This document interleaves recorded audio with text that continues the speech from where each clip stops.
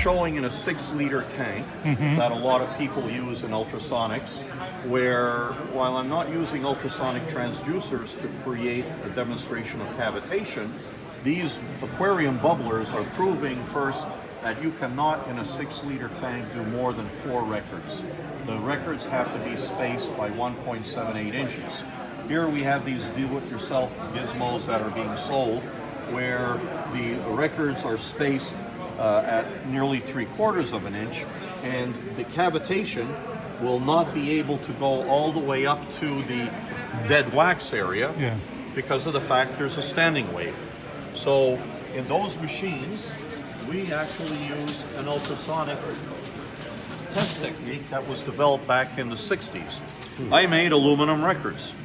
Here's an aluminum record. I made a balsa wood one. This company sells these little spacers, and you're supposed to see even cavitation all throughout the record.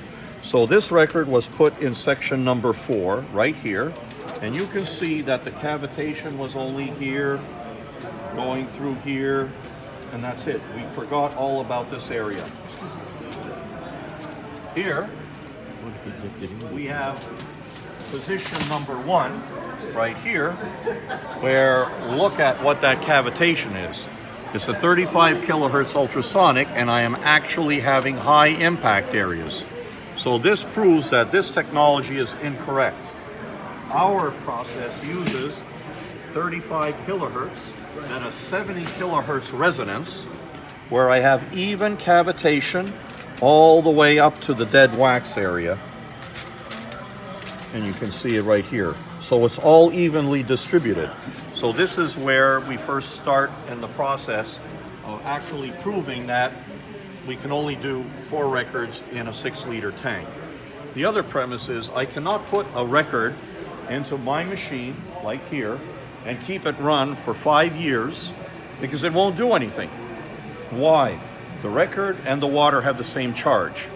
The tribonic table says a PVC has a negative charge and water has a negative. So what we do is we apply a spray to the record. It's not a cleaner. This has distilled water. There's a little alcohol in here just to kill fungus, but it will not affect the record. No surfactant. No, the surfactant is a soap. Yeah. This ionizing spray is a surfactant, but it's an ionizing device that I charge the record. I put this onto the record, and it changes the charge from the negative to positive. So when I put the record in here, now the effect of cavitation that we just looked at is being attracted to the record. And the solution that you spray on there, it's 1% diol, 99% distilled water. Right, but it adheres. It adheres to the record. The distilled water will not take it off. So, it does take it off as the record turns, because it gets washed off.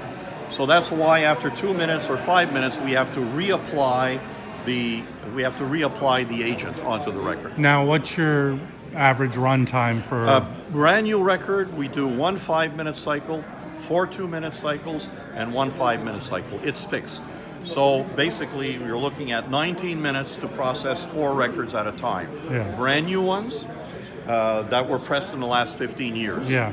In records of provenance unknown, like this one over here, it took 3 5-minute cycles. And how do I know? As I apply the spray between cycles, I see a white paste appear. If you take a look at our website, we have details on that. Yeah. But you'll see the rise of white and then a disappearance of white. What does that white mean? It means this brush is what is the brush picking up from the prior ultrasonic cycle? So that's where I know whether it's 3 minutes, 3 5-minute cycles, 4 5-minute cycles. And the records, by the way, come out dry. That's something else, because remember, when we have records that have opposite charges, they attract. But when we have, with water, if we have water and the record being negative, which a clean record is negative, they repel. So we just polish the record a bit with an optician's cloth.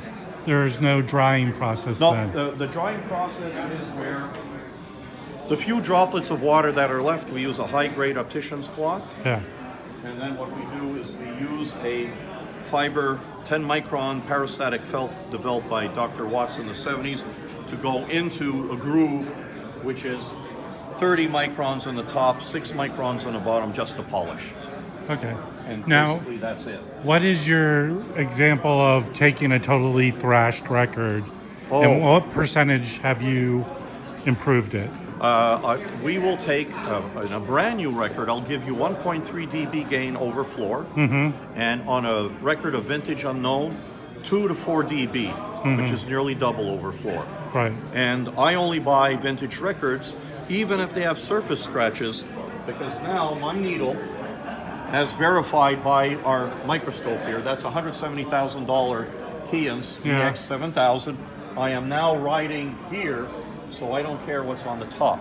We've done a lot of trade shows where people bring records in, like a couple of people have here, Yeah. where we have that notorious skid mark, where the needle has gone across and you hear that click every revolution. Right. 7 times out of 10, I am now lower than that, and I won't hear it. Because of your needle? Because of my needle now not riding on a release agent or a pressing oil. I am now that's in the pocket where that's, all the detail that's is. been built up in the record over a period of years. That's correct. That's awesome. So my other question is your background. My background, I'm a professional nerd. I worked on the space shuttle in 1978 as a test technician. Yeah. At 21 years old, I was chief executive officer of a division of GE in Canada Yeah. for high technology. I put 3 companies public. I have the patents for digital video recording. Yeah. I have the patents for text messaging on SMS analog. Yeah. I have patents on GPS for situational awareness for SOCOM, for the military, for Yeah. a device that I developed.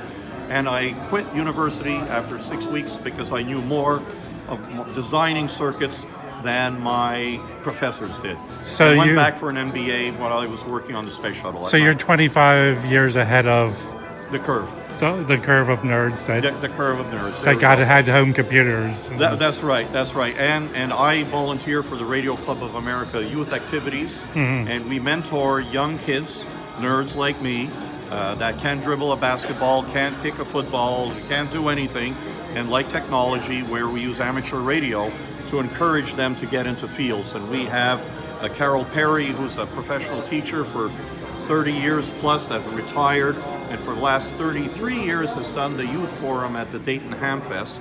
I sponsor the stipends, and she gets her students now that are in technology. They're just because they started. Are you from Ohio? I'm from Montreal. Oh, Montreal. Yeah, Montreal. A little bit above Ohio. That's right. That's right. Ohio has the great burgers, my White Castles. So I eat 32 of them when So I'm there. you're from Canada? Yes, you- I am. Yeah. I want to ask a question. Yeah. So, as a scientist and an engineer, do you think vinyl is superior to or similar to a compact disc? Absolutely. And the reason why is very simple.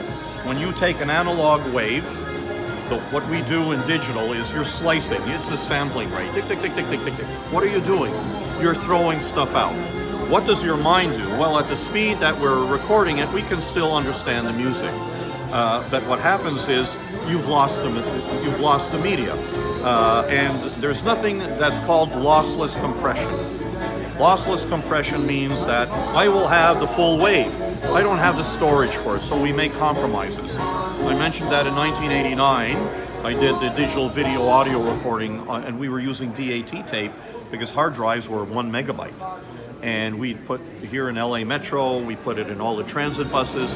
We had video over cellular analog in those days, and I do not own any digital equipment at home, none.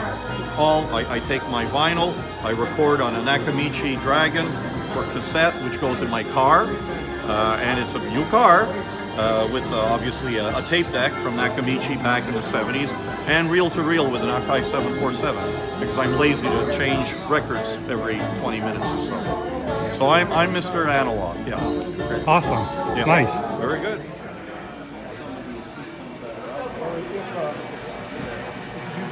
Be sure to call back. He'll honor the prize in a couple days after.